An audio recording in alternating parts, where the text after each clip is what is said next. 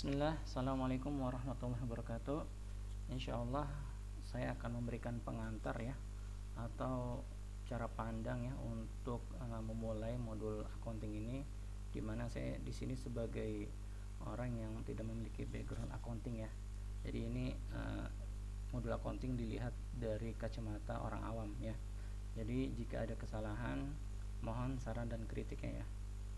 Yang pertama, insya Allah kita akan bahas di sini ya, fitur yang pertama yaitu modul COA ya, dimana COA ini kepanjangan dari chart of account ya, dan ini merupakan inti dari accounting ya.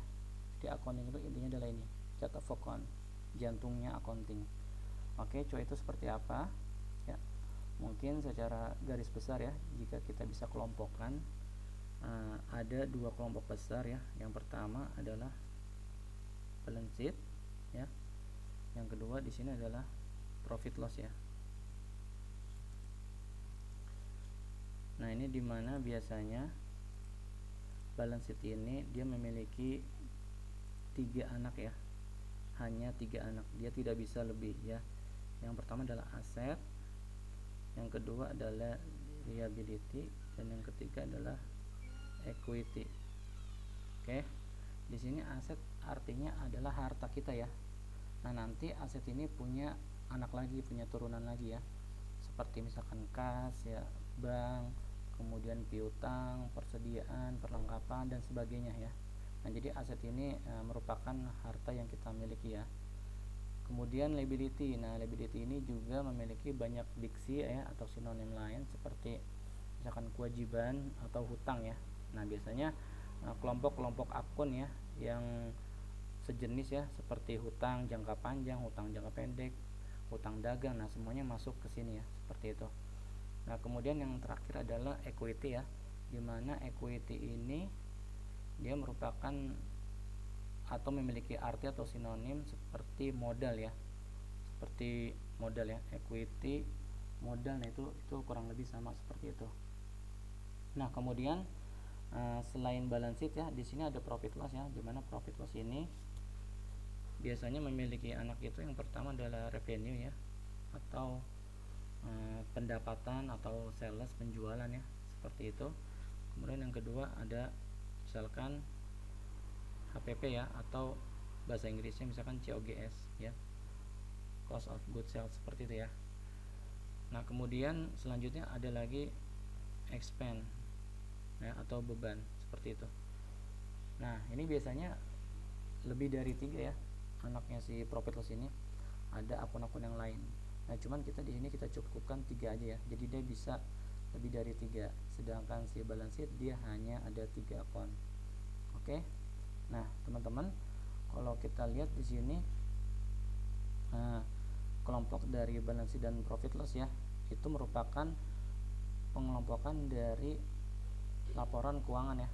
Nah, nanti teman-teman ada lagi namanya di sini, selain balance sheet, profit, ada lagi namanya adalah trials balance ya, seperti itu.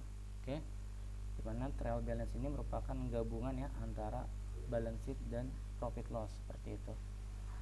Nah, kemudian nanti jika pengen didetailin lagi ya, nanti ada yang namanya adalah di sini kita berikan nama yaitu general ledger atau buku besar ya. Nah, seperti yang lainnya, ini general ledger juga memiliki diksi ya, seperti buku besar ya. Kemudian trial balance juga memiliki diksi, misalkan seperti neraca saldo gitu. Kemudian yang balance sheet juga sama ya, biasanya namanya itu adalah neraca ya. Kemudian profit loss itu adalah laba rugi. Nah, jadi nanti kita ya di accounting itu intinya adalah memindahkan saldo ya dari masing-masing akun ini ke akun yang lain ya. Nah, jadi dia konsepnya harus double entry, artinya harus ada yang diambil dan ada yang ditambah, harus ada yang dikurang dan ada yang tambah, atau kita lebih kenal dengan istilah ada yang di debit dan ada yang di kredit. Nah, kalau kita lihat, kita sempurnakan di sini pada ada tabel, di sini ada tabel COA ya.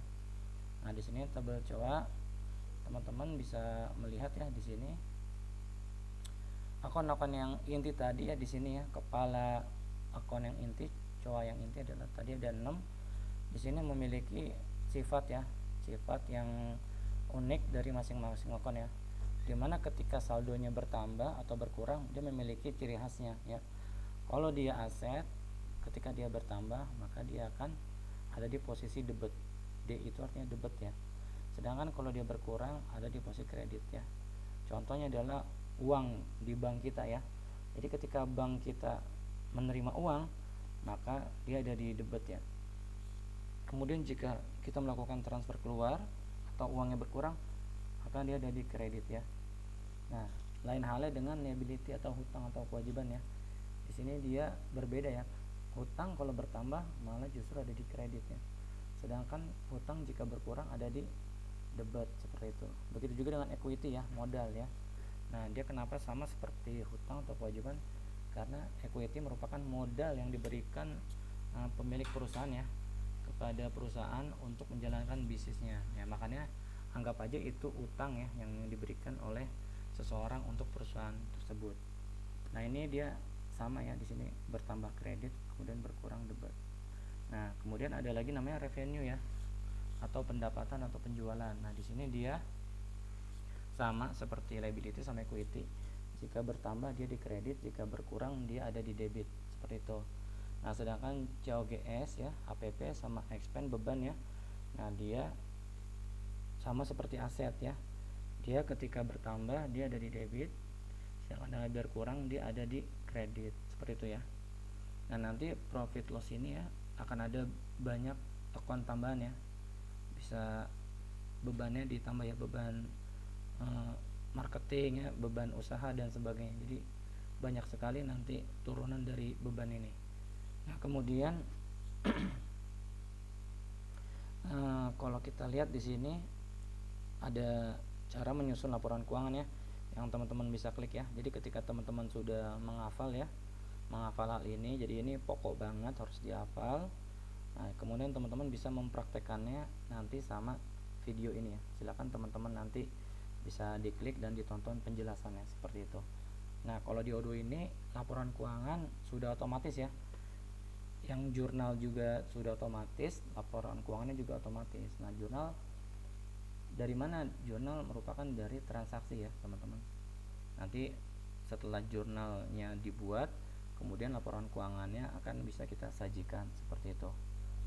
Nah, teman-teman, ketika kita sudah mengetahui ya masing-masing aset ini ya, atau masing-masing akun ini dia memiliki ciri ya, fitur atau sifat ya, ketika bertambah dan berkurang debit kredit, maka ketika kita membuat sebuah jurnal ya atau debit kredit ya, maka setiap akun itu harus berpasangan, teman-teman ya, sebagaimana inventory pada Odoo. Nah, si inventory itu juga harus berpasangan, dia juga harus double entry, dimana inventory ini kalau kita contohkan ya, misalkan kita membeli sepeda ya, nah pasti nanti akan ada dua pasang ya. Yang pertama yaitu stok kita bertambah di gudang ya, ada plusnya, dan harus ada yang berkurangnya di mana? Berkurangnya adalah di gudang vendor ya. Makanya nanti si inventory sama accounting itu konsepnya sama, teman-teman ya. Ada yang ditambah, ada yang dikurang, ada yang debit, ada yang kredit ya. Nah, kalau di accounting istilahnya itu adalah jurnal, teman-teman ya. Ada akunnya dan ada debit kreditnya, seperti itu.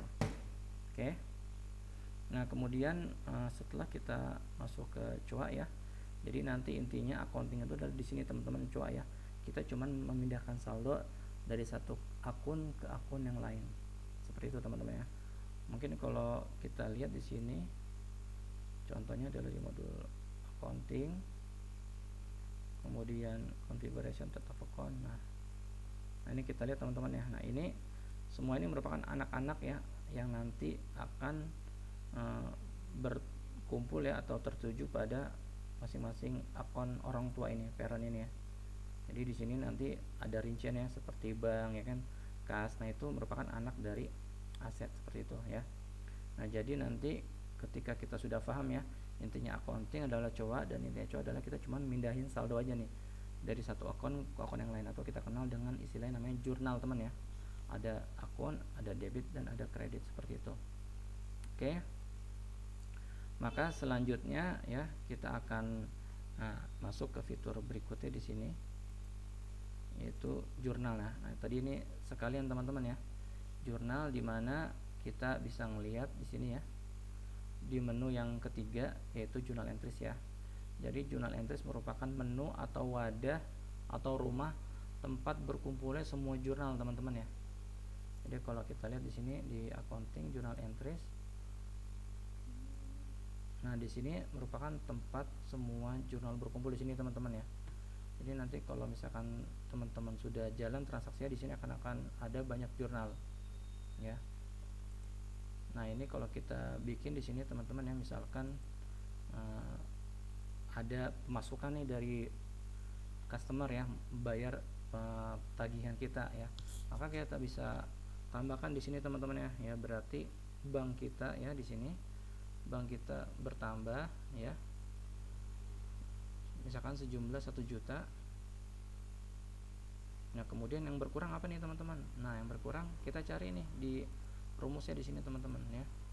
Di sini berkurang berarti harus ada yang kredit. Nah kredit kemungkinan sesama aset juga, atau COGS atau expense biaya, seperti itu teman-teman ya. Nah kalau yang berkurang atau kredit ya, kita tambah misalkan di sini aset bertambah, berarti yang berkurang misalkan kita pilih aset juga. Nah di dalam aset ada misalkan AR ya, atau piutang dagang. Nah ini kita bisa tambahkan di sini ya, piutang itu, atau bahasa Inggrisnya di sini misalkan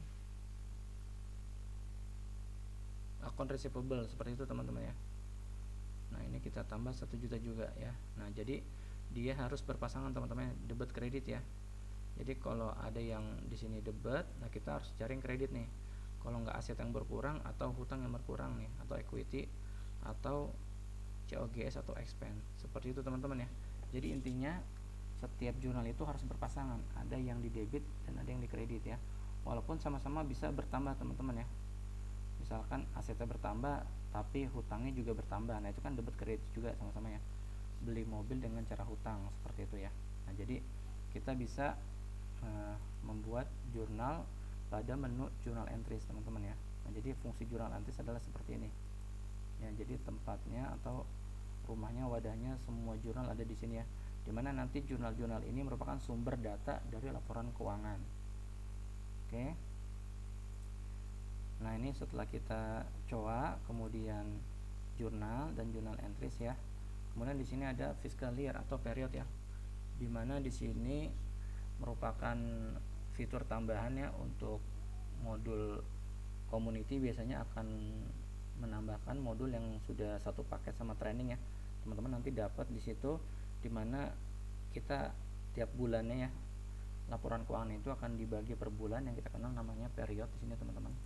Jadi nanti setelah setahun itu periodnya biasanya setiap bulan ya. Ada yang weekly, ada yang setiap 3 bulan ya, quarter ya, atau 4 bulan quarter, atau ada yang 1 semester setiap 6 bulan, seperti itu. Nah biasanya kita perusahaan itu normalnya 1 bulan ya, 1 period, seperti itu ya. Nah jadi nanti selama 1 tahun ya, fiscal year itu adalah tahun ya, ada 12 period, dan nanti setiap period ini harus kita closing teman-teman ya.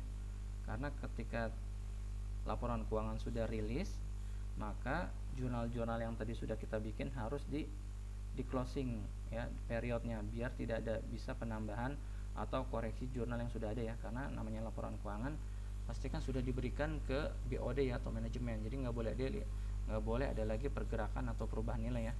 Jika pengen ada perubahan nilai pada period yang sudah di closing, maka kita bisa tambahkan atau adjustment di periode selanjutnya atau periode yang berjalan. Yaitu fungsi dari period sama fiscal year ya, dimana period ini untuk membuat closing bulanan, sedangkan fiscal year untuk membuat closing tahunan, seperti itu teman-teman ya. Kemudian invoicing. Nah invoicing ini ada dua, dia ada AP, ada AR ya. Teman-teman mungkin udah biasa ya dengar ya, di Odoo ada namanya customer invoice ya. Nah itu ibaratnya itu adalah nama AR-nya, account receivable AR atau piutang dagang ya. Jadi tagihan-tagihan kita kepada customer ya, namanya customer invoice ya. Kemudian ada namanya AP atau vendor bill ya, account payable atau hutang dagang. Nah itu merupakan hutang kita kepada vendor ya, Itu tagihan yang harus kita bayar ya, kewajiban yang harus kita bayar ya. Jadi di Odoo di sini bisa kita lihat customer, ada customer invoice dan ada vendor bill. Seperti itu teman-teman ya. Kemudian di sini ada bank and cash ya, otomatis di accounting dashboard ya. Namanya uang keluar masuk pasti harus dicatat teman-teman ya. Jadi misalkan teman-teman punya ini ya, rekening bank ya dan petty cash yang lain ya, teman-teman bisa tambahkan dari menu configuration journal ya. Nah, ini jurnal buku catatan di Odoo ada banyak ya. Di sini ada bank, ada cash, ada point of sale, ada customer invoice, vendor bill dan sebagainya ya. Jadi teman-teman misalkan bikin rekening Bank Mandiri, udah tinggal tulis saja Mandiri, kemudian nomor rekeningnya berapa di sini ya. Silahkan teman-teman sesuaikan ya. Jadi nanti ketika kita sudah membuat di sini ya, nanti otomatis dia akan muncul di dashboard teman-teman ya. Di dashboard. Di sini Bank Mandiri, Bank BCA, Bank BSI dan sebagainya. Oke. Petty cash juga biasanya banyak ya, kas kecil itu. Nah, misalkan kas kecil cabang A, kas kecil cabang B ya, atau kas kecil pusat dan sebagainya. Nah, ini teman-teman nanti insya Allah akan dicobain ya pada saat training fungsional. Nah, kemudian pajak ya, pajak juga Odoo sudah menyediakan ya, tinggal kita setting sama konfigurasi aja. Di sini menu accounting configuration tax access ya. Ini nanti teman-teman tinggal ganti aja ya sama pajak yang berlaku di negara kita ya. Di sini misalkan ada PPN, PPH ya, pasal 23 dan sebagainya ya. Nah, kemudian kita lanjut. Di sini ada aset ya, dimana aset ini merupakan harta kita ya. Harta kita yang bisa kita definisikan biasanya terbagi menjadi beberapa kategori ya. Yang pertama misalkan tanah dan bangunan ya teman-teman ya, aset kita tuh. Kemudian ada lagi namanya kendaraan ya kan. Kemudian ada lagi mesin ya. Jadi nanti banyak sekali aset-aset di COA yang kita miliki ya teman-teman ya. Dan di Odoo itu aset itu ada menunya. Untuk yang community dia harus custom teman-teman ya, harus download di apps ya. Silakan di modul accountingnya bisa pakai Odoo Match atau dari yang lain. Di sini saya pakai Odoo Match ya, makanya di sini saya muncul aset sama budget ya teman-teman, udah otomatis. Kalau di community itu secara default dia akan hilang, tidak ada. Tetapi kalau di enterprise dia sudah ada, makanya kita di community harus install modul tambahan. Nah, aset di sini kita bisa definisikan teman-teman ya. Nanti setelah kita definisikan, insya Allah di sini akan muncul depresiasinya ya, atau penyusutannya teman-teman ya. Jadi namanya kita punya mobil ya, pada tahun 2020 misalnya kita beli mobil, otomatis setiap tahun kan harganya menyusut teman-teman ya. Jadi ketika kita beli mobil 100 juta di tahun 2020, maka ketika kita ingin menjualnya pada tahun 2025, pasti harganya nggak akan sama seperti harga beli ya, nggak akan 100 juta lagi, pasti dia menjadi misalkan 60 juta atau 70 juta. Nah, itu penyusutannya harus kita catat di sini teman-teman ya, seperti itu. Nah, kemudian di sini ada budget teman-teman ya, yang tadi sudah kita sampaikan. Ini tambahan ya dari modul Odoo Match.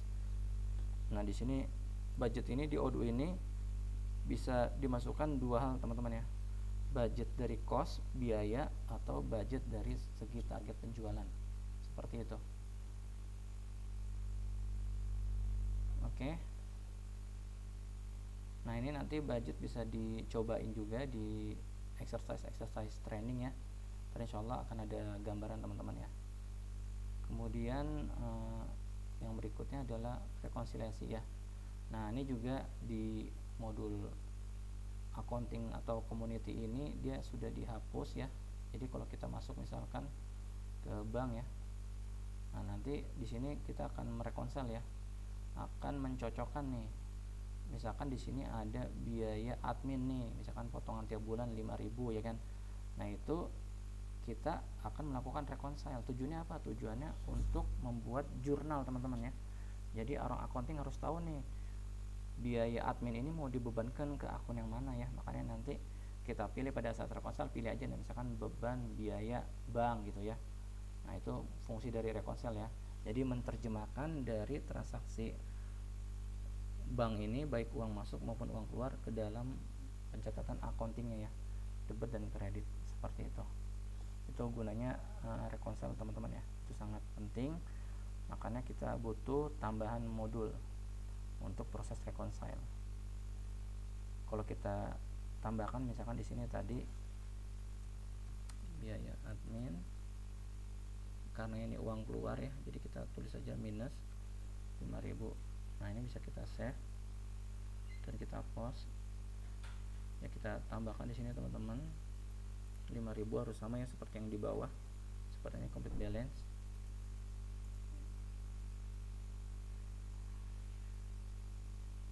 Maaf ya teman-teman, ini ada minusnya, dikasih minus di post. Nah ini nanti akan ada muncul di sini tombol reconcile ya. Nah ini caranya gimana? Caranya teman-teman harus menginstal modul reconcile yang ada di paket dalam modul training teman-teman ya. Oke, kalau di sini hanya ada di transaksi banknya aja, tapi jurnalnya belum ada teman-teman ya. Dan orang accounting itu akan bingung nih, ini bank ini mau di jurnal kemana ya. Nah kalau versi yang terbaru ini 14, dia ada di tampung di bank suspend account ya, tetapi ini hanya akun sementara seperti itu teman-teman ya. Nah kemudian selanjutnya adalah laporan ya. Nah jadi seperti yang udah tadi kita sebutkan teman-teman ya, jadi intinya teman-teman ya, laporan accounting itu ada 4 tadi ya. Di sini ada balance sheet ya, dimana balance sheet ini mengambil mutasi dari 3 akun parent ini teman-teman ya, aset, liability sama equity ya. Dan biasanya dia merupakan saldo akumulasi teman-teman ya. Jadi balance sheet itu bunyinya adalah laporan neraca atau balance sheet per Januari 2020 misalkan ya. Jadi saldo dari awal sistem berjalan ya, dia akan diakumulasi sampai dengan bulan Januari 2020 ya. Itu untuk balance sheet neraca ya teman-teman ya. Ini ngambilnya dari mana? Ngambilnya dari 3 akun ini seperti itu. Nah kemudian ada akun atau laporan profit loss ya, dimana akun atau laporan profit loss ini ya, dia akan mengambil saldo dari 3 akun parent ya, yang sudah kita definisikan teman-teman ya. Ada revenue, COGS sama expense ya. Jadi nanti si profit loss ini ya, dia berbeda dengan balance sheet ya. Kalau balance sheet merupakan akumulasi, tapi kalau profit loss merupakan mutasi per periode tertentu, makanya dia ada tanggal awal dan tanggal akhirnya teman-teman ya. Jadi profit loss dari mulai misalkan 1 Januari sampai dengan 31 Januari. Nah itu dia mutasi hanya diambil pada rentan waktu periode tersebut saja ya. Tapi kalau balance sheet akumulasi teman-teman seperti itu ya. Nah nanti gabungan dari 2 report ini ya, namanya adalah trial balance ya. Makanya di trial balance ini ada lengkap teman-teman ya. Ada balance sheet, ada profit loss ya. Jadi nanti masing-masing account ya yang sudah kita bikin ya, chart of account. Di sini belum ada menunya teman-teman ya. Kalau teman-teman training insya Allah udah ada modulnya. Nanti dia berhierarki. Nah kemudian kumpulan dari hierarki itu plus saldonya ya, nanti akan membentuk laporan trial balance ya. Misalkan bank 1 juta gitu kan, kas ada 5 juta seperti itu. Nah itu nanti lengkap semuanya ada di trial balance ya. Kemudian ada lagi yang paling lengkap teman-teman ya, yaitu seperti tadi yang kita jelaskan adalah general ledger ya, dimana general ledger ini merupakan versi trial balance yang paling lengkap teman-teman ya.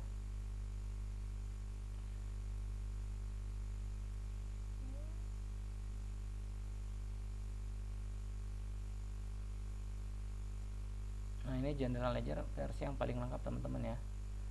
Jadi kita berikan tambahan di sini misalkan. Nah, jadi kalau misalkan trial balance hanya coa plus saldonya saja ya.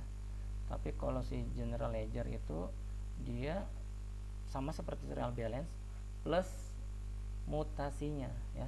Jadi misalkan bank tadi 1 juta. Nah, itu ada mutasinya tuh. Tanggal 1 misalkan bertambah 5 juta, tanggal 2 berkurang 3 juta, nanti tanggal 10 bertambah lagi sampai terus ya, sampai saldo yang atau periode yang akan kita pilih. Nah, itu versi lengkap ya, general ledger ya. Jadi cara menyusun laporan keuangan nanti akan dijelaskan di sini teman-teman ya. Jadi intinya kita bikin jurnal dulu ya, debit kredit dari transaksi, kemudian nanti akan disusun tahap-tahapannya sampai ke 4 report ini ya. Ini teman-teman nanti bisa ditonton aja ya di YouTube di sini ya. Insyaallah akan dijelaskan ya tahapannya dari mulai jurnal sampai menyusun laporan keuangan. Oke. Ya, jadi mungkin ini saja teman-teman ya sebagai pengantar modul accounting ini. Jika ada kekurangan saya minta maaf ya. Saran dan kritik yang membangun selalu kami tunggu ya. Terima kasih teman-teman. Assalamualaikum warahmatullahi wabarakatuh.